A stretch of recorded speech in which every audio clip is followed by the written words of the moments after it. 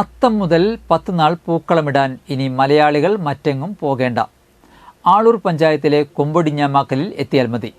ആളൂർ പഞ്ചായത്തിലെ കൊമ്പൊടിഞ്ഞാമാക്കലിൽ എത്തിയാൽ മതി. ഇവിടെ 2 യുവ കർഷകരുടെ നേതൃത്വത്തിൽ 5 ഏക്കറോളം ചെണ്ടുമല്ലി പൂത്തുലഞ്ഞ് ഓണനാളുകളെ വരവേൽക്കാൻ ഒരുങ്ങി നിൽക്കുകയാണ്. കൊമ്പൊടിഞ്ഞാമാക്കൽ ചാലക്കുടി റോഡിൽ കാരൂർ കപ്പേളക്കുന്നിലാണ് നോക്കെത്താ ദൂരത്തോളം കണ്ണിനും മനസ്സിനും കുളിർമയേകി മഞ്ഞയും ഓറഞ്ചും നിറത്തിലുള്ള ചെണ്ടുമല്ലികൾ പൂത്തുലഞ്ഞു നിൽക്കുന്നത്. കാരൂർ സ്വദേശി വടക്കുംചേരി വീട്ടിൽ ജിൻസൺ, പുന്നേലിപ്പറമ്പിൽ ജെഫ്രിൻ പോളി എന്നിവരുടെ നേതൃത്വത്തിലാണ് പൂക്കൃഷി ഇറക്കിയത്. എനിക്ക് തോന്നി ഓണായിട്ട് നമ്മുടെ നാട്ടിൽ കുറച്ച് ചെട്ടുമല്ലി ചെയ്യാമെന്നൊരു ആഗ്രഹത്തോടെയാണ് ഞാനും എൻ്റെ കൂട്ടുകാരൻ ഒരു ജെഫ്രിൻ പോളി പുന്നേലിപ്പറമ്പിലും കൂടി ഇങ്ങനെ ഇത്രയും ഒരു 5 ഏക്കർ സ്ഥലത്തോളം പൂക്കൃഷി ചെയ്തത്. ഇതിന് ഉദ്ദേശം ഒരു 50,000 തൈകളാണ് ഞങ്ങൾ ബാംഗ്ലൂരിൽ നിന്ന് വരുത്തിച്ചത്. 41,000 ചെണ്ടുമല്ലിയും 9,000 ജമന്തിയാണ് ഇറക്കിയത്. ഞങ്ങൾ ഇതിന് ജൈവവളമാണ് ഉപയോഗിച്ചത്.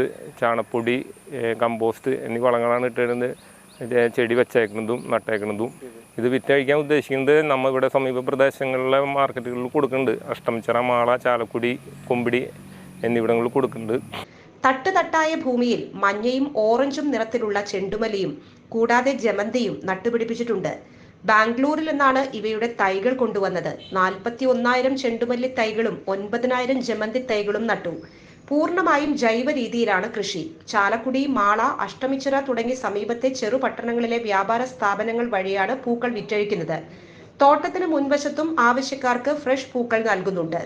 യാതൊരു വിധത്തിലുള്ള രാസവളങ്ങൾ ഉപയോഗിക്കാത്ത പൂവായതിനാൽ ആവശ്യക്കാർ ഏറെയാണ്. ഏക്കർ കണക്കിനുള്ള ഈ പൂപ്പാടം കാണാനും അവയുടെ ചിത്രങ്ങൾ എടുക്കാനും ദൂര സ്ഥലങ്ങളിൽ നിന്ന് പോലും ആളുകൾ വന്നുകൊണ്ടിരിക്കുകയാണ്.